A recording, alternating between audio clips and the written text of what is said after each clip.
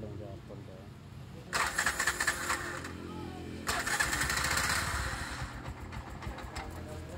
Ayan po mga boss idol, no. Mag-isolate po tayo ng ibang stepper motor mga boss idol. Ang issue po dito ay wala siyang minor, no. Katatapos lang nating linisin yung kanyang throttle body. Ganito po yung mangyayari sa ating mga unit mga boss idol pag hinayaan natin na taas baba yung kanyang minor, o di kaya naging abnormal yung minor niya sa napakahabang panahon. At posibleng maapektuhan dyan yung kanyang stepper motor.